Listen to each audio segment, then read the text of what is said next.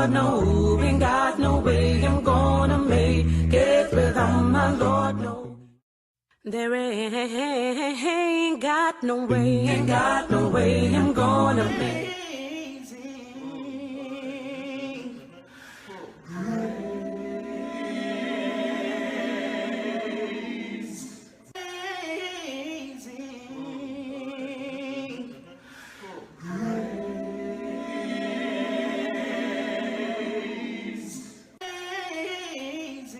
We are so happy for that.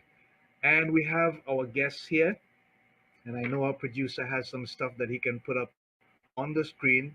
So, people, this episode is entitled, where is it?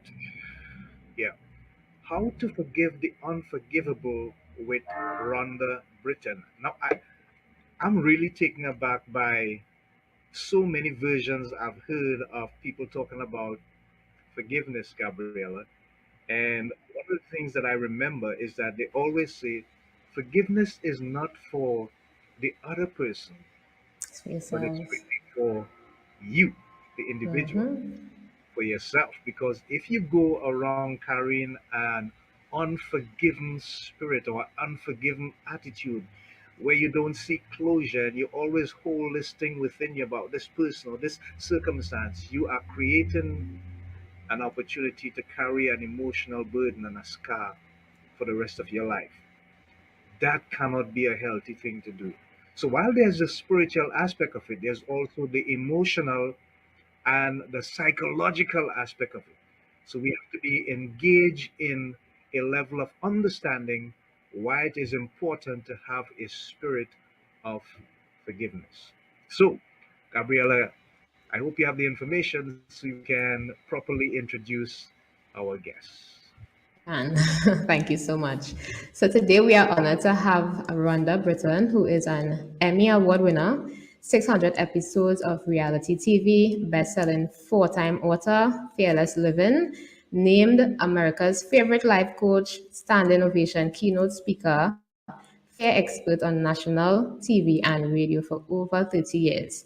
She has changed lives in over 600 episodes of reality television, authored four bestsellers, including her seminal work, Fearless Living, translated into 16 languages, and founded the Fearless Living Institute, home of Fearless Living Life Coach Certification Program, considered the Ivy League of life coaching training. She was the first coach on television in the world and appeared for 3 seasons as the head coach on the hit daytime NBC show Starting Over, named its most valuable player by the New York Times and heralded as America's favorite life coach. She brings the neuroscience of fear down to earth, giving you a path out of not being good enough using the Wheels technology she developed that saved her own life. She's been read, heard, and watched by millions, coached 10 of thousands of clients, trained 100 of coaches, and now wants to share all she knows with you. No matter the industry or focus of a podcast, every human being on the planet gets stopped by fear. She has coached eight-figure business owners and corporate execs looking for a purpose, for folks who want to find themselves and have more meaning in their relationship. She believes together we can make the world a better place. So without further ado, we would like to bring on Rhonda Britten. Well, hello, hello. How fantastic to be here. I'm so Hello. excited. Hi. Yeah, how wonderful Hi. it is to have you, Rhonda. We appreciate you. Yes. Thank you for taking the time Thank to you. be with us. Oh, my pleasure. I Wonderful. just realized I have my computer glasses on instead of my cute glasses on. So now I'm going to put my cute glasses on. So I can, Yeah, these are my cute ones and all these are right. my computer ones, but I can wear my cute ones with you guys. Hmm. It's nice. It's nice to have you. So Yes. I want to begin by asking you a question that I think it's really something that is happening all around the world today. Most people say, "Nah, that's not me. I'm not walking around afraid of anything. Fear? What fear are you talking about?" But we find out that many a times it's just an illusion, or Yes. maybe a sense of denial. What would you say to people who have that kind of mindset, but we know what they're saying is not true? I love this question because it's so critical, because that was me. I never thought I was afraid or scared. I never thought, if you would have said to me, "Are you scared, Rhonda?" I would have been like, "No." And I'm talking about when I was at my worst, when I was, crawling through glass, right, trying to change my life. I would have never thought I'm afraid or scared. So I think this is very, very common because people aren't used to admitting their vulnerabilities. But I've got another way to test people, to check people. So I'll never forget, this one guy came to my book signing for Fearless Living, and he's like, "I'm fearless." I'm like, "Really? You're fearless? Can I give you a little test? I'm not afraid of anything." I'm like, "Really? Well, let's see, shall we?" So I gave him a test, and I am going to read some of the things that I tested him on, and you can see if you have any of these. So this is what I normally do, right? I normally, because people are so like, it's not about me. I read this little quiz, and then we'll see how many you have, and then you'll know if you have fear. So if you're in a safe place and you can shut your eyes, so you can nod your head, please do. If you're not, please don't shut your eyes. I don't want you to shut your eyes if you can't do it safely. So I'm going to read a bunch of words and nod your head on each one if you do it or feel it. Okay. So, do you ever deny yourself? Do you ever isolate? Do you ever pretend everything's okay when it's not? Do you ever hide out? Do you ever compare? Do you ever judge yourself? Ever whine? Ever get defensive? What about secretly manipulate? What about complain? How about wait and you call it patience? What about complaining or procrastination? What about worry or struggle or blame or deflecting something or trying to control? What about feeling bitter, powerless? What about when you feel entitled or resentful or dissatisfied? Or what about that perfectionistic, people pleasing qualities, that overwhelm? What about that indifference? What about ignore? Do you ever feel ignored? Get into self pity, feel irritated, guilty, victimized, annoyed? Do you ever do any of these things or feel any of these things? Go ahead and open your eyes. And anybody need a chiropractor? How much does your neck hurt by nodding? Come on, I know it. I know you were nodding. So when I talk to audiences, I don't care if it's 1,000 people or 100 people. It doesn't matter. Most people nod their head on over 95% of those words. And so what I do is I show them and support them in seeing that the thing overwhelm, you wouldn't be overwhelmed if you didn't have a fear igniting that. You wouldn't compare yourself or condemn yourself if you didn't have a fear igniting that. You wouldn't people please if you didn't have a fear igniting that. You wouldn't judge if you didn't have a fear igniting this. So people look at their fear responses and they think that those are character flaws, character defects. Oh, I'm a horrible person. I'm judging so much. Oh my God, I'm comparing myself. I know I shouldn't do that. Oh my God, but I'm doing it. I get caught up in it so easy. And they don't think that's fear based. They just think there's something wrong with them. So then they put shame on themselves. They put blame on themselves. They see it as all these problems. Like I overwhelm, I people please, I procrastinate, etc. So now they have 5 problems, 7 problems, 8 problems, 10 problems. Instead, what we do in Fearless Living is start seeing that all of those things are simply fear responses. That's all they are. And you wouldn't do any of those if fear wasn't ignited. So once you start seeing like, oh my gosh, I'm in overwhelm and that's a fear response. Yes. And that's when I support people in understanding that there is a core fear that is driving your behavior. And Gabriella was spot on. Our brain is wired for fear. That is what it's wired for. And Gabriella was right on. We have to retrain ourselves to actually live in freedom.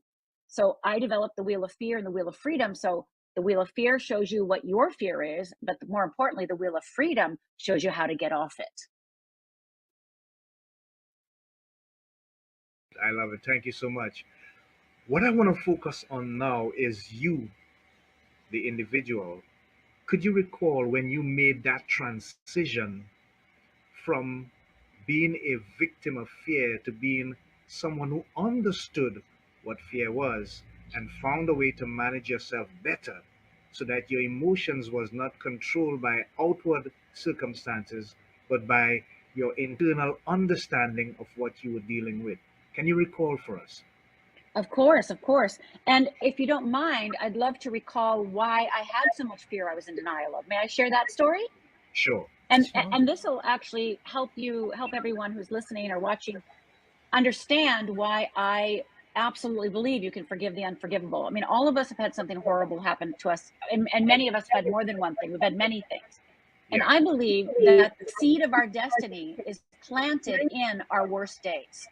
So Hmm. what you're meant to do is actually being planted. That seed by God himself is planted, and you need, again, nobody wants to have horrible things happen, but when we have those horrible things happen, we can use that for fodder. We can use that for fertilizer to support us in becoming who we're meant to be, to live the life our soul intended. Yes. So I'm going Yeah. to just tell you quickly about my worst day, and then I'll tell you about my transition from that worst day. So my worst day was when I was 14 years old. Grew up in a little tiny town in Upper Michigan in the United States. 360 inches of snow a year. It snowed every day from like, November to May. It snowed all the time. And it had two restaurants. It had the fancy Douglas House Buffet Hotel and Big Boy, and that no McDonald's, no nothing else, just those two restaurants. And my parents had recently separated, and my father was living at his mother's house, but it was Father's Day. And so my father was coming over to take me and my two sisters and my mother out for brunch. So my mother was in her bedroom puffing up a beehive hairdo and putting on her blue eyeshadow and her rose-colored lipstick. And my two sisters are in our one bathroom fighting it out. And my dad walks in, come on, come on, come on, because that's what dads do. And me and my mom start walking out towards my dad. My two sisters still in the bathroom fighting it out. And as me and my dad and mom start walking out, my dad notices it's raining. So he says he's got to get his coat from the car. Now, this coat is a tan Naugahyde leisure suit coat. Now, if you know about leisure suit coats, you know how hot that was. Like that, I know that some of you are too young to remember, but hopefully Minister will remember with me, Angie will remember with me, that those leisure suit coats look hot. So my dad opens up his trunk, leisure suit coat out, and I notice out of the corner of my eye that he didn't grab a coat, but he grabbed a gun. And he starts yelling at my mother, "You made me do this. You made me do this." And he fired. And I start screaming, "Dad, what are you doing? Dad, what are you doing? Stop, stop." And he cocks the gun again, points it at me. And I absolutely believe I'm next. And he blinks and I blink, and he blinks and I blink. And then my mother, who already has one bullet in her, sees what's happening and screams out literally with her last breath, "No, don't." And my father, realizing in that moment she's still alive, takes that bullet intended for me and shoots my mother a second time. And that bullet goes through my mother's abdomen, out her back, and landed in the car horn. And for the next 20 minutes, all I heard was, and then my father cocked the gun a third time, put the gun to his head, and fired. So in a matter of 2 minutes, I was the sole witness of my father murdering my mother and committing suicide. Now, I don't know how y'all would have responded, but this is how I responded. It was my fault. It was my fault. I didn't kick his shins. I didn't grab the gun. I didn't jump in front of my mother. I did nothing heroic. And now my mother's dead. And so for the next plus almost 20 years, I was a person divided in two. The outside Rhonda, who's fine. No, I'm fine. I'm fine. I'm fine. Fine. I'm fine. Fine. No, I'm fine. And the inside Rhonda, who self-loathed, felt not good enough, broken, damaged, guilty, shameful, just, hated myself. Mm-hmm. And I couldn't integrate those two people for a long time. And so when I started to go down that road of, hating myself and pretending I'm fine, I found alcohol, became an alcoholic, got 3 DUIs, that's driving under the influence, and then 3 suicide attempts. And it was my third suicide attempt that I realized I'm not very good at killing myself, not good at it.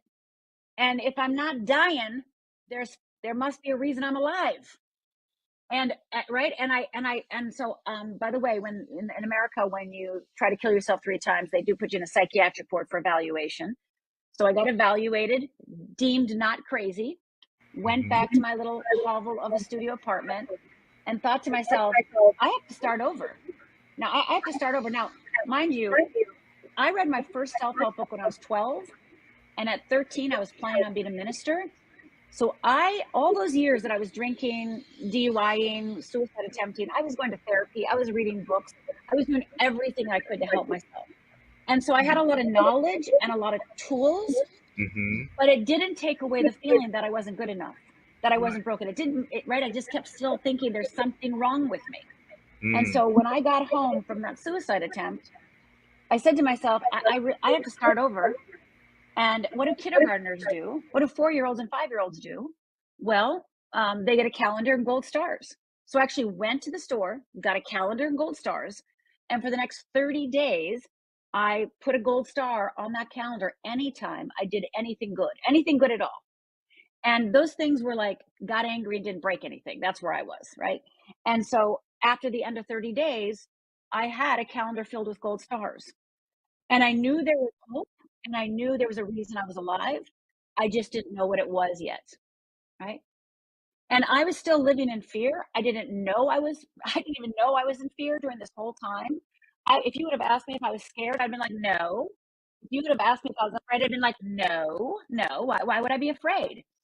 It was really only when I forgave my parents, forgave my father, forgave my mother, and then forgave myself that I was let free of the burden of carrying them for almost 20 years and was able to see myself with clarity, and then started to make actions, taking the actions in order to understand what fear was. Admit I was afraid. Admit it. Just admit it is a powerful act. Admit I was afraid. And then start to decide, now what? How do I change it? What an amazing story. Passionate, moving. Rhonda, you are a beacon of strength and hope and resilience for so many people. I'm glad that you were so open and vulnerable to share your amazing story. And I have to take a breath. I'm going to hand you over to Gabriella now.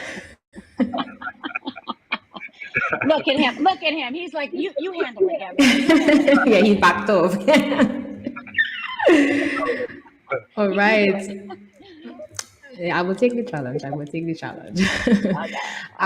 So many people carry grudges for years, and it affects their health, it affects their relationships, their peace of mind. And how can someone break that cycle of holding on to grudges that no longer serve them? Well, I'm going to build on what you said, Gabriella, a little bit ago about the brain.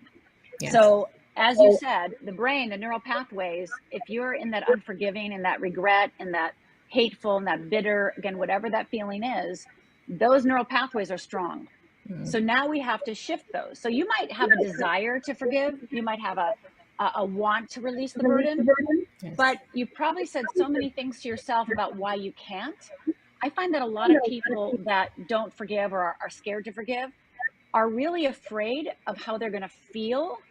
And they're also afraid of what people are going to think of them. It's almost like the anger they have towards that person fuels them to be brave. And who are they if they get rid of that anger? What's going to fuel them then? What's going to make them brave then? So lots of times people don't forgive because they want to hang on to their anger, because that anger is a protection, right? It's a protection from the world. I'm not going to be fooled again. You can't trick me. And so that anger becomes, like you said, what'd you say? It becomes Velcro, right? It becomes Velcro. So I wanted to switch my brain.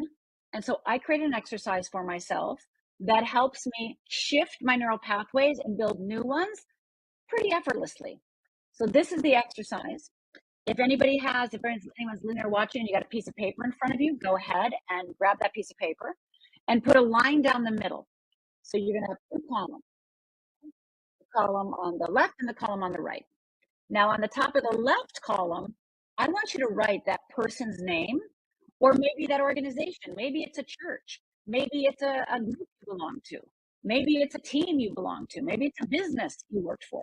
So if it's a person, or if it's a business, or it's a political party, or again, whoever you're like, right? Go ahead and put their name on the left-hand side. Now we have to do one person at a time, one thing at a time. So pick one and then put it on the left-hand side. Now on the right-hand side, I want you to write the words, I'm willing to forgive you. And I know right now you might want to throw up, but just write them anyway. I'm willing to forgive you. Just go ahead and put those there. And now that we have the person's name or organization on the left, and we have the sentence, I'm willing to forgive you on the right, now the work begins. And what does that look like? I'm going to use my dad, since everybody can agree, forgiving him was probably a tough haul. So let's just say that I am still angry and still unforgiving. Under his name, Dad, I might write the first thing that comes to mind, and not a paragraph, a sentence or a word or just a phrase. So maybe I write down, I hate you for killing Mom. Maybe I write that down. I'm going to immediately go to the right-hand column and write, I'm willing to forgive you. Then I'm going to go back to the left-hand column and go, but no, I'm not, not going to forgive you ever. Go to the right-hand column. I'm willing to forgive you. How can I forgive you for tricking us and trapping us on Father's Day? I'm willing to forgive you. You left us with nothing. I'm willing to forgive you, right? And you keep going one at a time, and until you're literally emotionally exhausted. Now, for some people, writing I'm willing to forgive you is like, that's too much. I can't do that. Well, then write, I'm willing to forgive you one day. One day, I'm willing to forgive you, right? So you can put it out in, I'm willing to forgive you sometime in the future, but I don't know when. You can write that. Bottom line is what you're doing is that word willingness creates like an opening, like just a crack in your veneer, right? Just a crack to let the willingness come out, because this is what's happening. On the left-hand side, you've got your emotional, what I call your emotional commitment to still be angry. You've got that person, you've got the proof. Here's the proof on the left-hand column. But you and I both know you want to be set free from this. You want to release this. You want to let go. You want to feel your true nature. You don't want to be burdened and carry this bag over you, right? So on the right-hand side, you're literally telling your brain, okay, this is how I feel, but this is what I want. This is what I feel, but this is what I want. And literally one of the things that has to happen for many of us in order to retrain our brain is to be able to live in the paradox. It's not one thing or another. It's not black or white, right? It's not yes or no. It's not like I forgive you or I don't forgive you. It's I'm willing to think about it one day to forgive you. I'm not going to do it yet, but I'm willing to one day. And that creates both things are the paradox. I don't love you, I'm mad at you, but I'm still willing to do it. That paradox creates the opening where you can shift your life and you retrain your brain. So you're going to do that 2-column exercise until you're literally emotionally exhausted. And you're going to write everything you want to in the left-hand column. One phrase, one sentence, one word at a time. And then again, always follow it with what your intention is. I'm willing to forgive you one day in the future. I don't know when. Again, write whatever you need to in order to write it down. And then do that. Now you're going to probably do that. You're going to do it once and it's going to be like, right? You're going to be exhausted and you might have to do it 2, 3, 5 times. But when you get to the bottom of that exercise and you're feeling a little softer, just a little softer, when you're ready, you don't have to do it before, when you're ready, you can actually then write a letter. And I'm sure, Gabriella, you've done this many times with the people you know, and having them write a letter of forgiveness. So you can write, Dear Dad, I'm willing to forgive you, right? But that letter is really much more powerful after you start training your brain in order to understand that you can still be mad, still be hurt, still be worried, still be scared, and you're willing to forgive them. When you live in that paradox, writing that letter then becomes a whole lot easier. Whew. Just need to mentally digest everything. That column exercise is how I forgave my dad. And I still actually have that. I still have the calendar, and I still have the first time I did this exercise with my dad, and it's in my Bible, because I was like, God, right? Because I knew, based on my commitment to God, I knew I wanted to forgive. I just was scared to, because I was scared to open myself up to that again. I didn't want to feel those feelings again. I didn't want to get rid of my anger. I thought that would protect me. So when I did that exercise, I still have the very first time I did it. And it opened my mind, it opened my willingness, and it cracked a little bit of my heart open to think, wow, who could I be? What could I do if I no longer carried my dad on my back? Wow. Thank you so much for sharing that, Rhonda. And yes, doing that exercise is going to take a lot of willingness. Willingness. Yes. Willingness, right? Just willingness. Yes. You can only write 3 lines in the beginning, fine. Do the 3 lines, go throw up, and then you forget about it for a day or 2, and then go, because it's going to call you back. Because once you hear my voice right now, once you see us, once we're talking about this, it's going to needle in your brain. It's already needling in your brain. And you're already thinking, I know you are, everybody who's listening and watching, I know you're thinking like, oh gosh, who could I be if I let that go? And again, we never have to have lunch with them. We don't have to talk to them. We don't have to become friends with them. We don't have to meet them, but we have to set ourselves free. And this is the one way to do it. Yes, and that's actually my next question. Can you actually forgive without reconciling, and should we always try to restore the relationship after forgiveness? Well, my father was dead, Yes, right? My but for father the was dead, for right? persons who So may be challenged with that right now, what would you say to them? Can they forgive without reconciling, or do they have to restore the they relationship? do they do not have to restore and reconcile if if they're not ready. But this is what I know to be true. When you're able to see that you respond in fear and you respond in freedom, and you start realizing, oh my gosh, I do some hard things to people when I'm triggered, when I'm in fear. I mean, my father killed my mother because he was afraid. He didn't know how to handle his emotional life. He was afraid of being humiliated. He was afraid what people would think of him. He was afraid of being laughed at, right? So he rather, instead of dealing with his emotional life and learning how to manage his emotions, he got rid of the thing that was causing in his mind those emotions, right? So do you have to reconcile? I'm going to say you don't have to, but what I do know to be true is, when you've really forgiven, if you run in on them on the street, into them on the street, and you don't have any feelings, you don't have any response, you don't care one way or another, because when you start that forgiveness process, you probably want to do it for yourself too. And then you're going to start understanding that people do things because they don't know how to do anything different, because they're driven by fear, they're driven by their closed-mindedness, their closed-heartedness, and they're trying to push you away, they're trying to hurt you, right? And once you can see that they are simply afraid and have no skill and don't have the tools to change their life, right? They don't have the tools, they don't have the skills, and they're in this horrible mindset of fear.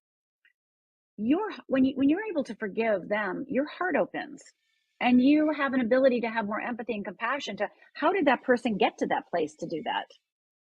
How did they get there, that they would even do that to me or to anyone, right? So I'm not talking now about people that are the 1% of people that have brain damage. Those people don't have a consciousness, many of those, because of the brain damage. They don't have the ability to have empathy or to have compassion. But your job is to have empathy and compassion regardless if they do, because that's setting you free. Because the more empathy and compassion you have for somebody else, the more you can give it to yourself. I train coaches, and one of my coaches, there's an exercise I do called acknowledgments. And I find acknowledging yourself, and I find that when my coaches go through the program, it's one of the hardest things they do, because if I acknowledge myself, because most people, they don't acknowledge themselves because they go, well, I could have done it better if I would have started earlier, or if I just would have, I could have done, I should have, right? Like they have a reason why it's not the best ever. Well, that is taking away your self-esteem. That's literally draining off your self-esteem.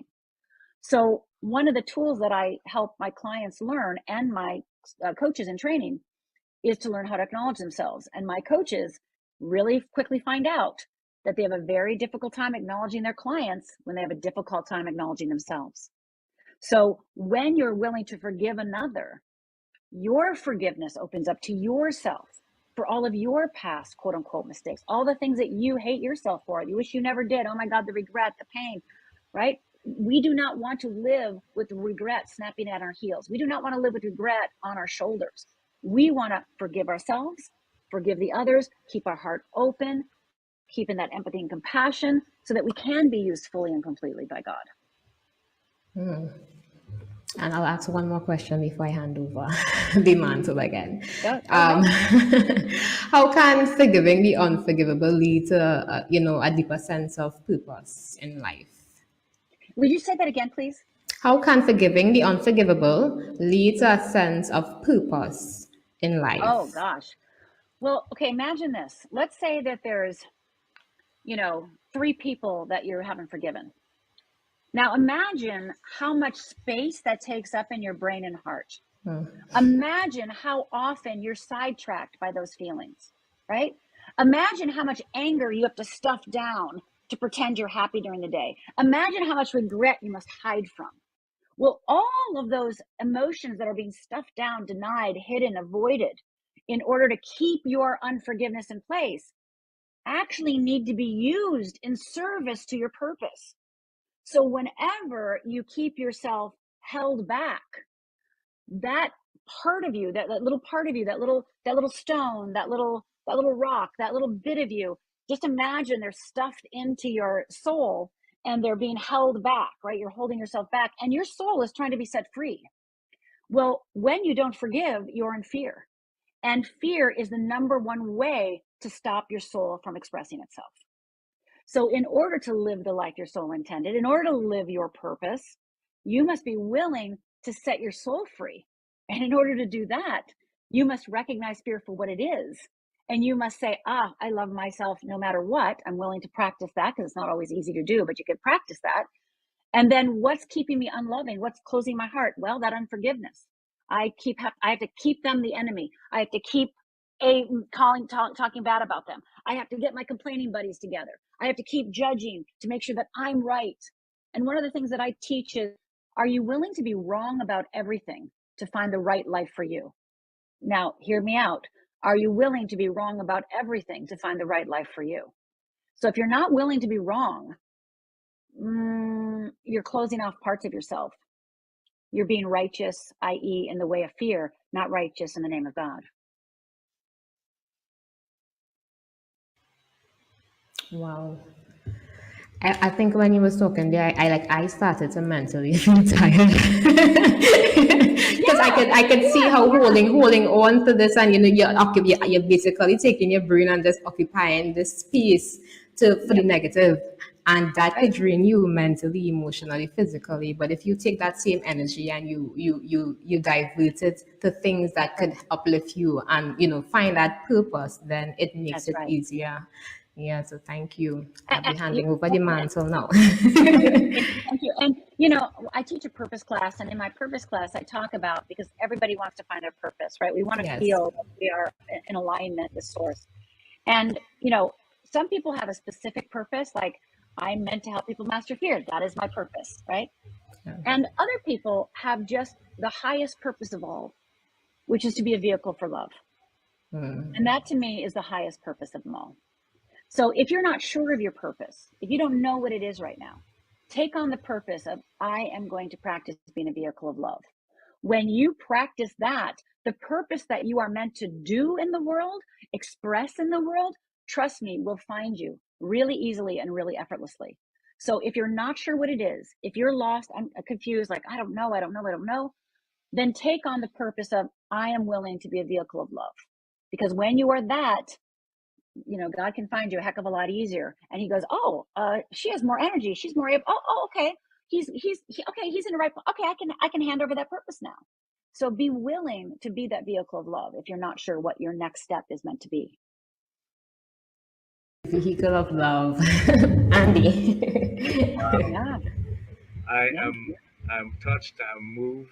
We just getting better and better with the guests as they come. Yes. So Gracie Benson has a comment there. She says, forgiveness is so good for us.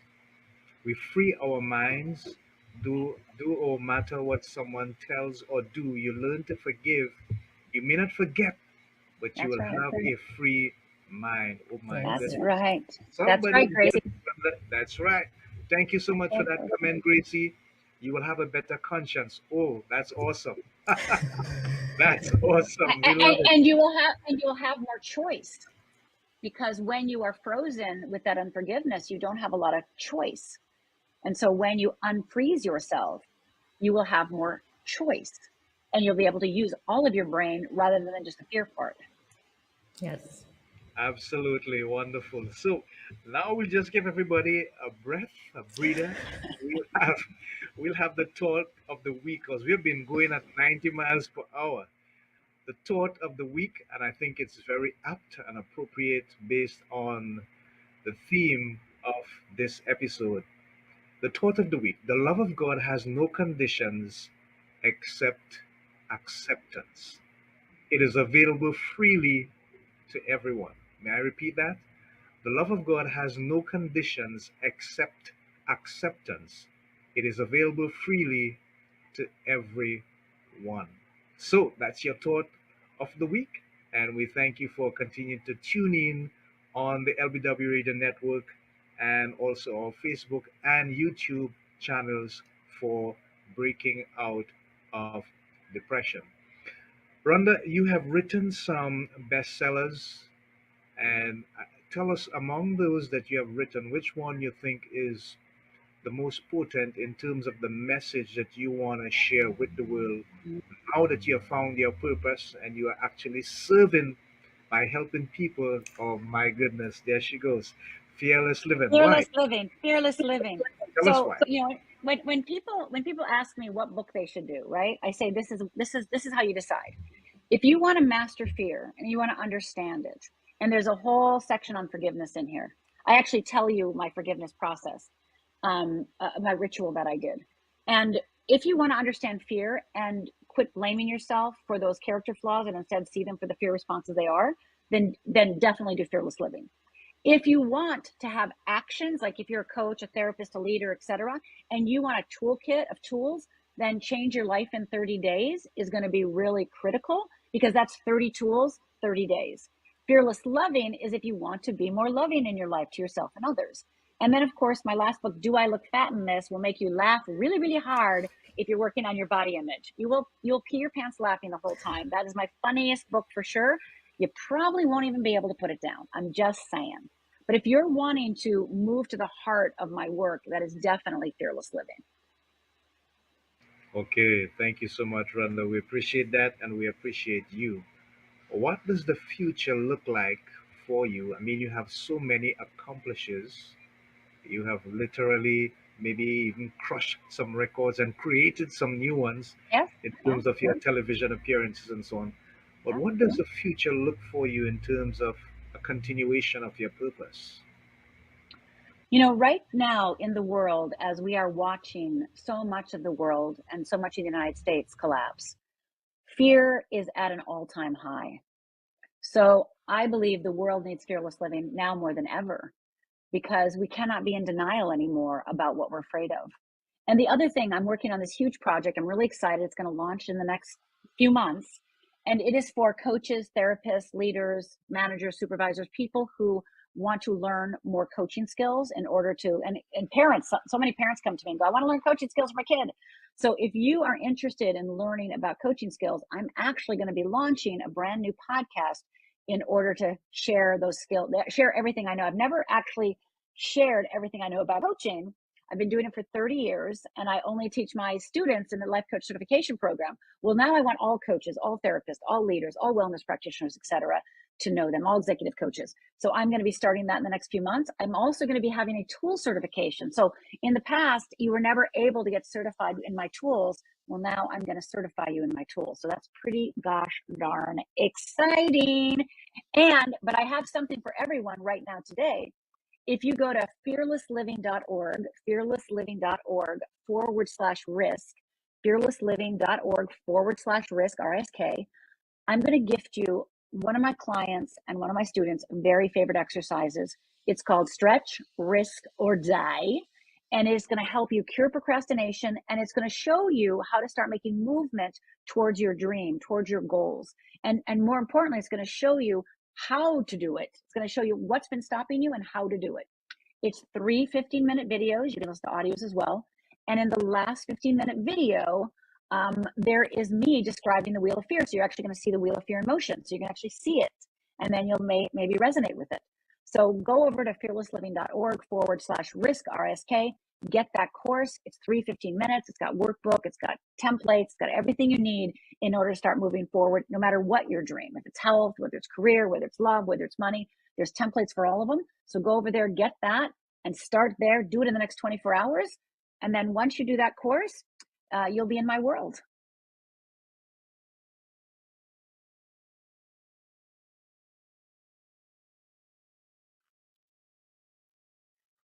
Uh, I'm looking at living fearlessly, but the question is, let's suppose you are living in an environment where there are fearful people all around you, your boss, your spouse, anybody in your social cycle seem to Yeah. be fearful. You are living fearlessly. You have overcome it. You're managing your emotions. You're not being triggered by triggered moments because you have found closure, you have found peace with yourself. But the people that are around you, your spouse, your boss, they're struggling. Yes. How do you deal with that situation? Well, one of the things that I really know is that many people do not become fearless because of that. Okay. I can't tell you how many people say to me, well, I would change too much. I would get a divorce, or my friends won't like me, or my family's not going to talk to me if I learn how to speak up and put boundaries in place and, follow my purpose, right? They have this whole belief that they're going to be jealous, or they're going to think I'm, uppity, or, I'm bigger than my britches, right? Or I'm selfish. So a lot of people, many people, stop themselves from moving in the direction of their dream because they're afraid of what other people think. So it's real. The question you're asking is so important because we really want to start dissecting and having discernment about our friends in our life, our family in our life, our bosses, etc., and start seeing what areas of their lives, of their life and my life, are they fear junkies? Are they trying to shut us down, trying to keep us small because of their own fears, right? Their fears, but they're applying it to us. So there are fear junkies in your life and fear busters in your life. And by the way, your best friend could be your fear junkie around health and a fear buster regarding relationships and career. So people can be fear junkies in one area or two areas, and then fear busters in all the rest. And what we have a tendency to do is go, well, she's my best friend, so I'm going to talk to her about everything. No, don't talk to her about the things she's a fear junkie in. Use her, support her, bond with her in the ways that you both can be fear busters together. So that's really important. Start having discernment about what comes out of your mouth and what you share with who, right? Because some people don't want to hear about your dream. And instead of saying they don't really love me and they don't, they're not really for me. It's like, that's their fear. It has nothing to do with you. It has nothing to do with you. So quit taking on their fear and making it your own. The other thing you must do is start learning more communication. So you can actually say things to them.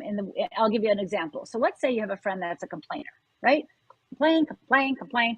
And you know what? You used to complain with them. Okay. But now you know better. You're like, I'm not going to complain. And now you just listen to the complaints, right? But it's the same thing over and over again, right? Same complaint over and over and over again. I invite you to say something like the following, and it's going to take a little courage. I've heard you talk about ABC so many times, and I really don't know how to listen. I don't know if you want my support to solve it, or if you want me just to listen and agree with you. Would you help me out? Now, what does that do? What does that do? It puts the responsibility on them, and it also wakes them up to what they're doing. So when you say that the first time to somebody who you've been friends with a long time, they're going to look at you and go, what are you asking? I go, well, I don't know how to listen. I've been really working on listening better, and I don't know how to support you. Do you want to figure out a solution for this, or do you just want me to validate you? I don't care which one it is, but please help me out. Well, I just want you to validate me. Oh, okay. Right. Well, then right there, they're not looking for a solution. They don't even care about a solution. They just want to vent. Well, now then you have an opportunity. Let's say they vent you 10 more times, 8 more times, and it's draining you. Well, then you get to learn when they start venting or complaining, go, oh, hey, do you want a solution or demand? I just want you to validate me. Okay, great. Well, I have about 5 minutes. And you literally, after 5 minutes, go, oh my gosh, I got to go. And they're going to be like, what? Oh, I can't believe you're leaving. I know I have an appointment. See, we have done, and I did this too. I never trained my family and friends to respect my time. I never trained them. So when I first started doing fearless living, I started saying things like, when a friend would call me, I'd say, oh, just so you know, I've got about 10 minutes to talk. Okay. Now you know what happens when somebody calls me? Immediately I've trained them. They go, how much time do you have to talk? And then I say, oh, I've got all the time in the world. I've got 3 minutes. But this is the key. You have to get off. If you say 10 minutes, you got to get off in 10 minutes. Because that's the only way you'll train them. And they're going to then become more awake and conscious of what they're doing. And you just doing these things, just a few little things I've given you, is actually going to start making them conscious about what they're doing, more awake to what they're doing, and also more conscious and awake to what they want. Do they want to find a solution? If you keep asking them and they go no, they've got to admit to themselves, you know what, I don't want a solution. I just want to complain. Okay, all right, just know that about yourself. Just know it about yourself. So it's really important that we use these gentle nudges to support us, which in turn supports them. Rhonda. So many times we have heard people, and I myself may have, occasionally used the term that there are some fears that are healthy. Oh, And sure. sometimes some people tell you if you did not have a limit of fear, then you may become emotionally imbalanced. And then there are the experts that say you have to understand that fear is a system that warns you of some impending danger, not necessarily to cripple you or to make you feel less important. Yes. How do we get people, Rhonda, to understand that aspect of it where they know about fear, but they don't think that fear is, oh my gosh, it's not a terrible thing. It could be at times quite healthy. So every feeling you have has a job to do. Okay. And fear's job is to keep you safe. That's its job. So there are physical fears and emotional fears. Physical fears we can all agree with, right? Like, oh, I see a scorpion. That's dangerous. That's a fear. I'm afraid of scorpions. Okay, we all get that, and we're all like, oh yeah, run, right? Or we're on a top of a building in the 50th floor, and we have a fear of heights. Most people are going to be like, oh yeah, please don't go there close. We're totally compassionate and totally allowing people to have their physical fears. What most people don't understand is your body and brain, your neurobiology doesn't know the difference between physical fears and emotional fears. So your fear of rejection is the same as the fear of heights. Your fear of success or your fear of looking selfish or fear of, being a loser are the same as if that scorpion happens, right? So but we don't know that. We don't realize that. So again, I'm going to go back to what Gabriella said when we first started. Your brain is hardwired for fear. It is hardwired. So you have to retrain it in order for it to support you. Now to go back to what you said is fear doesn't come up. The wheel of fear doesn't get ignited if you're sitting on the couch eating Doritos. It doesn't get ignited. You're not triggered sitting on the couch eating Doritos. You're only triggered when you're contemplating or doing, or maybe even unconsciously feeling that want, like that like something's shifting, but you don't even know what it is. You're not even conscious of it, but you're just feeling that shift. And you're about to, what fear is worried about is for you to go crazy and go into the unknown. So freedom equals your ability to live in the unknown. Freedom equals your ability to live in the unknown. But fear, that's the last place it wants you to go. So anytime you have a problem in the present, your literal neurobiology is wired to look in the past for a solution to the present, and you are hoping that it creates a different future for yourself. But our brain and body are hardwired to just go in the past to look for something. And that's why we feel like we're on a little rat on a treadmill, like, right? We go over and over and over, no matter how smart we get. We actually have to make a choice to use our neural pathways up in our executive brain, up in our prefrontal cortex, and actually slow down, pay attention to what's happening around us, pay attention to what's happening inside of us, our emotional life, and stop and go, okay, wait a minute. I'm overwhelmed, I'm procrastinating, I'm etc. And go, wait, this is just fear. This is just fear. That means, yay me, I'm contemplating consciously or unconsciously a shift in my life. Wow, this is amazing. So fear doesn't visit you unless you're actually about to take a risk. You're contemplating a new way of being. You are actually wanting and craving to go into the unknown. So that fear is just a signal for you to go, I'm amazing, I'm amazing, I'm amazing, I'm amazing, I'm amazing, right? And then move on to what I call, like I said, the wheel of freedom. So yeah, your brain and body are hardwired to do neurobiology, but this is the deal, like we talked about, it can be retrained. And so you've got to put in the practice, like you said earlier, 17 quote unquote positive things for one quote unquote negative thing. Well, there's even a different way to do that, which is, what if you didn't look at feelings or emotions as good or bad and just looked at them as emotions? And then what if you said, oh, I'm angry right now, and it wasn't negative, it was just anger, and you go, what's anger wanting me to do? Anger's wanting me to change something. Anger's wanting me to speak up. Anger is tired of me putting up with this. Anger is ABC. That's what it wants. Now, we don't want to use anger to move forward. But that anger is giving us a signal saying, this isn't working for me anymore. And we just want to have the tools and the skills to do it powerfully, empowering, not hurting ourselves or others, but in a way that really supports our connection with another human being and with ourselves in a fearless way. So yeah, if you're triggered, it just means you're amazing. And you are wanting, contemplating, again, consciously or unconsciously, in the unknown. You might have watched a movie, right? You might have watched a movie, or you might have talk to a friend, and something, whatever they said, just triggers something. Maybe you're jealous. Well, jealousy is your desire to kind of do what they want. Maybe not exactly, but maybe you're jealous of their ambition. Maybe you're jealous of their drive. Maybe you're jealous of, what they're earning. Maybe you're jealous of something, but that jealousy is meant to fuel you, not from a place of I'm going to get better than them, but from a place of like, I have more in me to give, right? So when we can look at feelings and our emotions as neutral and just go, I want to use these feelings as fuel in order to support myself to live on my will of freedom, then it's a game changer. Okay, so we just had a classroom session there with Rhonda. She took us back. She took us back. That was a whoa moment. I love it. I love it. I love it.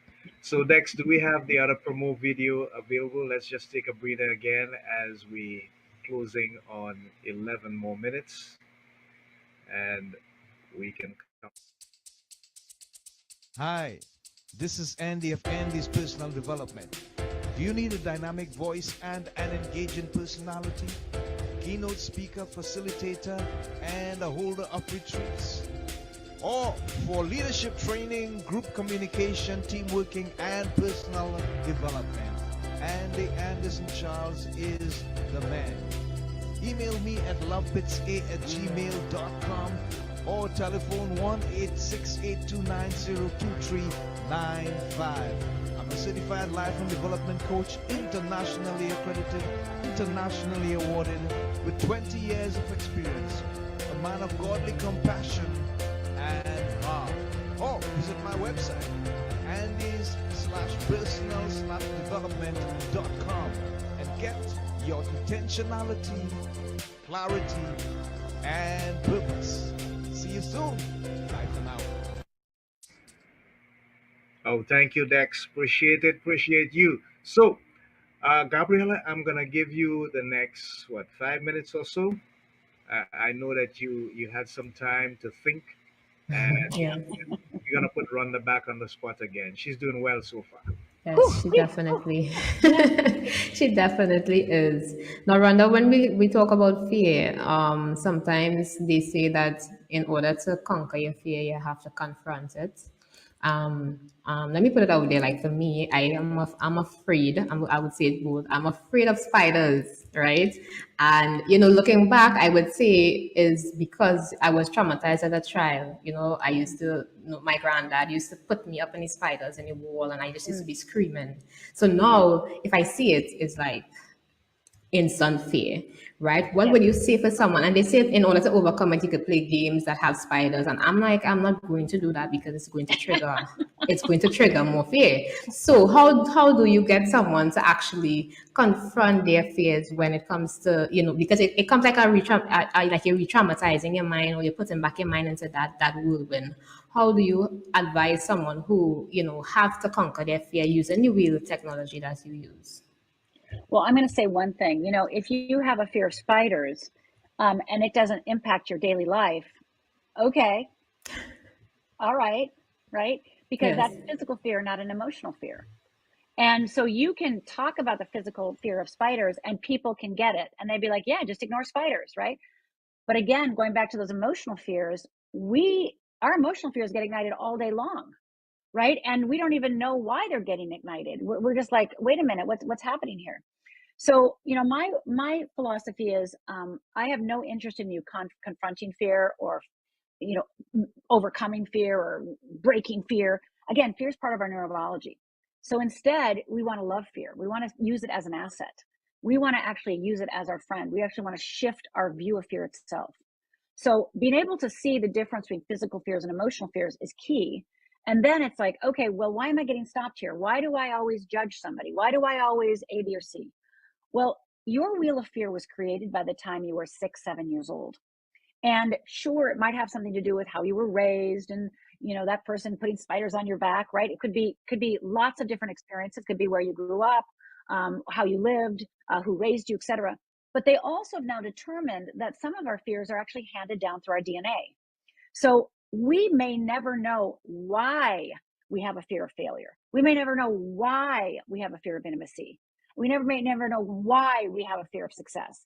And actually that why question is irrelevant, because knowing why isn't going to get you to a solution. It's just going to take up a lot of time. And most people, spend a lot of years going, if I just figure out why, I'll be able to break it. Instead, you don't have to figure out why. Instead, you can just break it. You can just move beyond it. You can actually just change your definition of fear. You can actually see fear differently than what it is. Now, again, I know that fear affects our thoughts. It affects our heart, our emotions. It affects our body sensations. So some people feel fear in their body sensations, right? They get a neck ache, they get a backache, they get a sore throat, right? They start getting shivers. Some people feel fear in their body. Other people have thoughts and, oh, I'm a horrible person. What's wrong with me? Why can't I get this? And other people feel it in their feelings, dread and just regret and just pain and guilt, right? And some people feel it all three. And what you want to do is go, okay, wait a minute. How do I feel fear? Oh, what are my fear responses? Kind of going back to what we talked about earlier in that quiz, is when I'm first working with somebody, one of the first things I want people to do is start keeping a track of all their fear responses. And one of the things I notice is that people want just a few fear responses because they think that makes them more evolved. But no, it makes you ignorant, because you actually want to write down every fear response you use. If you get overwhelmed, write it down. If you get jealous, write it down. If you get judgy, write it down, right? If you close yourself off and isolate, write it down. Because the more that you're able to see when you are in a fear response, the more you then can decide and make a choice to do your life differently. You can choose to get on what I call the wheel of freedom. You can choose another way of behaving. So there's no getting rid of fear. It's part and parcel of who we are. It's about understanding its purpose, understanding how to use it in your benefit, and how to actually become its friend. So I don't tell people they have to confront it. I tell people they have to love it. And I show them how that it's not scary at all, right? We've just been, because it's so invisible to us and it's so an enigma and we can't get our hands around it, right? And it doesn't necessarily feel the same for all of us. It's just invisible. It's tricky. And instead, we want to bring it to the light. We want to share the light. We have to have it see the light so that we can see it for what it is instead of keeping it hidden from us. Awesome. Andy, I know that we've taken up the 5 minutes. Yeah. It is so engaging that we have Rhonda here. Yes. So much raw So capacity. much knowledge. Deep, it's fascinating, it's engaging, it's knowledgeable. Yes. So I'm thinking something here, Rhonda. Some people harbor fear so much that it becomes traumatic. Yes, yeah, And when that happens, it can lead to tragedy, it can lead to depression, yeah, suicide. yeah, Is yeah. it possible that we can help them to not go into that next level where the trauma becomes overwhelming for them? Yes, yes. So I love this question. I'm so glad you brought it up. So, you know, I used my story of my parents. Of course, I never told anybody about it, right? I would lie about my parents. I didn't want anyone to know that my father killed my mother, right? I'm from one of those families. I didn't want anyone to know that. And so I would lie. Um, and when I first started moving forward in my life, one of the things is I started sharing my story, and it was terrifying. It was literally terrifying. And and I was afraid of what people would think. I was afraid of I would re-traumatize myself, right? I was just afraid of so many things. But I knew that my growth would be equated to how comfortable I am telling my story. It would be one way that I could tell. Now, I'm going to step back for a minute. Remember when I said, I had 3 DUIs and 3 suicide attempts and I became an alcoholic? Well, those are what I call self-destructive behaviors. And that's what you're talking about. Having people go all the way around the wheel and dumping into self-destructive behaviors. Well, in order to help yourself and move yourself through that and not go into self-destructive behaviors, we actually want to, again, determine our fear responses. So I'm just going to show you really quick so you see an image, so you can see what I mean, just for ease, for those of you who are watching. You can see this in action. So this is the wheel of fear, right? So we get triggered, right? We get triggered. Something happens, we get triggered, and we go into fear responses. See how we go up to fear responses? If you label your fear responses, if you know your fear responses, you can actually stop fear in its tracks right there. But if you don't pay attention to your fear responses and it tricks you, and it still tricks me, we go into that core negative feeling. And when we go into that core negative feeling, that might be worthless. That might be a failure, right? That might be your disappointment. That might be you feel damaged goods. That might feel like you're an outcast. And once you're in that core negative feeling, unless you catch yourself, you are going to dump into self-destructive behaviors. So self-destructive behaviors is the last spoke on the wheel. So your job, your opportunity is to kind of catch yourself above that place, to catch yourself sooner in the cycle. So when you're at a party and you see somebody giving you a dirty look, instead of ignoring that dirty look and pretending like, oh, I'm fine, which then might get you cycled, just admit, oh, that dirty look hurt. That dirty look hurt. And you go and talk to a friend, or you breathe, or you do something, and you remind yourself that that dirty look isn't about you. That dirty look is their fear. That's not about you. It's not about you. It's not personal. And the more that you can see that their fear isn't your fear, then you do not have to dump into core negative feeling and in those feelings of self-destructive.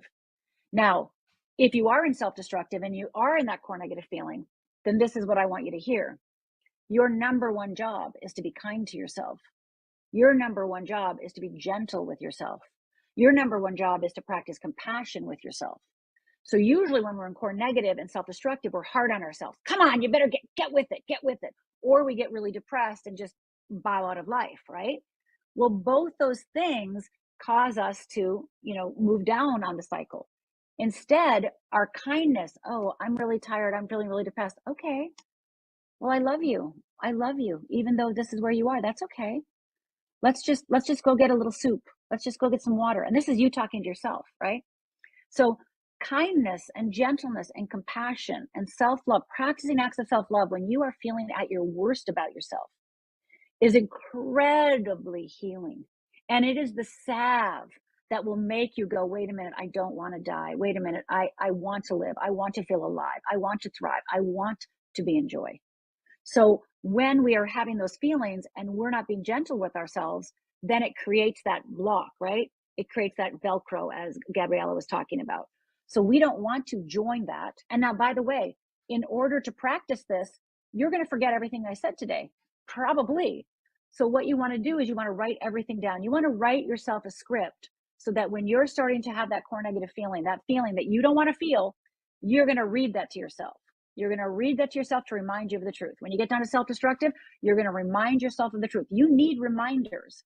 So whether it's this podcast, whether it's a letter you write to yourself, whether it's putting on your favorite sermon over and over again, but you need to remind yourself. And taking those actions is actually you saying to your brain, yeah, I know this is where I am, but this is not who I am.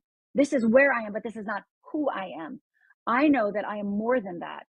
And so, yes, you might be depressed, you might be sad, but you're going to take a proactive behavior and take an action towards yourself. It will start healing yourself. So that's just one way to do it. But again, I just want to repeat, kindness and gentleness, compassion, forgiveness are going to move you further faster, always, than being hard on yourself. 100%. Yeah. And Gracie Vincent says, wonderful program, Miss Rhonda. You explained it all. Most certainly did. And so we have come to the end of this wonderful and engaging program. When we close off, Rhonda, just stick around for a couple minutes. I'm sure our producer has something that he would either want to offer you or say to you. But I would give you this moment to remind us where our people can go to get that thing that you offered earlier in the program, that particular website. Just repeat for them one more time. Sure. Fearlessliving.org, fearlessliving.org /risk, fearlessliving.org forward/risk, RISK. So fearlessliving.org /risk, RSK. And the last thing that I want to say, and I want you to take this in your heart, everybody who's listening or watching, is there is nothing wrong with you. It's just fear. There's nothing wrong with you. It's just fear. There's nothing wrong with you. It's just fear. And I want you to soak that into your cells and know that's the truth for you. Thank you so much. You have been a Thank wonderful you. and engaging Yes. guest. This has come to the end of this amazing episode, Breaking Out of Depression, How to Forgive the Unforgivable with Rhonda Britten. And I've learned so much. So, Gabriella, closing words before we leave? Yes, so thank you so much, Rhonda. It definitely was engaging. It was a lot of information, and I hope that the audience do take into practice what you would have shared. And I just want to leave with two questions. What would it feel like to live unburdened, and what might be possible if you release the weight of what has been holding you back? And if today's episode resonated with you, share it with someone, and until next time, healing is possible and freedom is closer than you think. So I am your co-host, Gabriella Woods, alongside Andy Childs, our host. Keep choosing faith over fear. And Bernadine S. Wood says, good night, wonderful program. Be gentle with yourself, echoing the sentiments of our guest, Ron. So thank you so much. So until next time, this is Andy on behalf of all of us on the LBW Radio Network. We're saying so long, Godspeed, God bless. And remember, in all that you do, keep doing everything that you can to break out of depression. Bye for now, guys. Until next time. There ain't got no way I'm gonna make it without my Lord. No, ain't got no way I'm gonna make it without my Lord. No, ain't got no way I'm gonna make it without my Lord. No, ain't got no way I'm gonna make it without my Lord. Trouble in my way, but daily hear me say, ain't got no way, ain't got no way, ain't got no way, ain't got no way. The harvest is plenty, Lord, but the workers are so few. Ain't got